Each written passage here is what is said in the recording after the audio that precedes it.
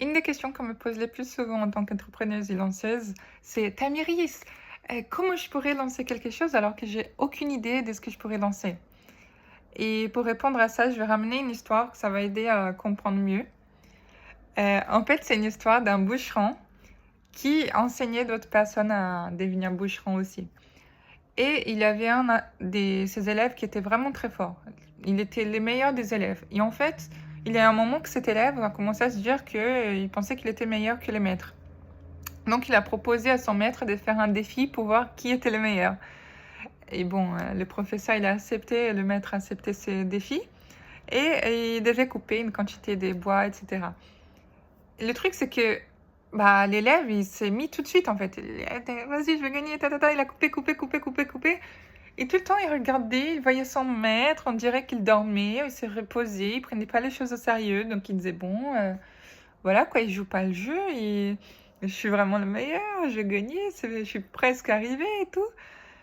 Et voilà, il continue, continue, continue, continue, il y va. Et puis, il s'est reposé un moment quand il est très, très fatigué, il fait une pause. Après, c'était l'heure de dormir. Et quand il se réveille, il voit que, bah, il y a une montagne de bois qui a été coupée par son maître. Et du coup, il va le voir et il dit: «Non, mais comment c'est possible? Qu'est-ce que s'est passé? Parce que tu étais en pause et tu faisais rien et là, d'un coup, on dirait que tu as une montagne plus grande que moi, comment ça s'est passé?» et cetera. Et du coup, son maître lui explique qu'il était pas en pause, en fait. Il était en train de se préparer, d'aiguiser son hache, de réfléchir à la meilleure stratégie pour couper les bois. Donc c'est pas forcément dans l'effort, en fait. Et pourquoi j'ai dit ça, du coup? En gros, heu, en fait, lancer quelque chose ou voilà, devenir entrepreneur, travailler son compte et cetera, c'est pas juste avoir un produit, c'est pas juste avoir une idée incroyable. Parce que je vois que beaucoup de personnes, moi, j'étais une de ces personnes, pensent qu'ils doivent avoir l'idée du: «Waouh, j'ai révolutionné le marché, j'ai fait un truc qui n'existait pas avant et tout». Alors qu'en fait, non, c'est pas que ça. Bon, déjà, tu peux avoir une proposition, normale et juste la façon de la donner, c'est tellement positif que, bah, ça fonctionne très bien. En fait, on n'est pas obligé de réinventer la roue. J'ai déjà dit ça plusieurs fois, mais c'est vrai. C'est pas que ça. Il faut d'autres compétences. Il faut apprendre à vendre, il faut apprendre la gestion, il faut apprendre, bon, tous les côtés financiers, et cetera. Donc, qu'est-ce que je donnerais comme conseil pour quelqu'un qui n'a pas encore de produit ou d'idées? Ben, ni service, et cetera.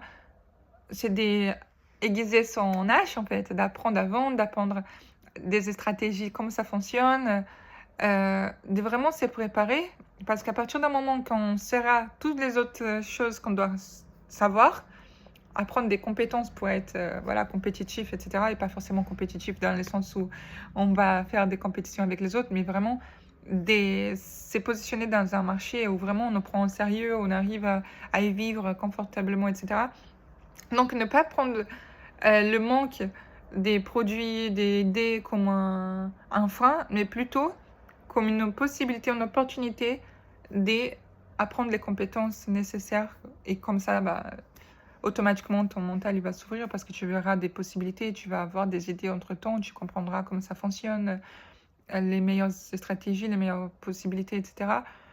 Et peut-être même à la fin, tu n'auras pas besoin d'un hache, tu utiliseras une tronçonneuse, ça ira beaucoup plus vite.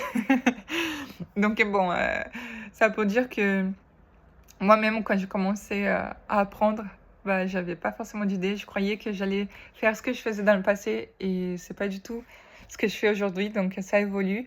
C'est grâce à l'apprentissage, aux compétences que mon maître m'a passé, mon mentor du coup et maintenant, bah, je propose la même chose, de continuer à aider les gens qui se posent des questions, qui commencent ou même qui veulent booster et bon, pour ça, tu peux te renseigner, hein. Il y a mon site web, il y a des groupes aussi, tu peux te renseigner tout de suite, ou tu peux déjà intégrer comme bon, ça dépend la date, tu verras si c'est disponible, sinon tu t'inscris, c'est pas grave.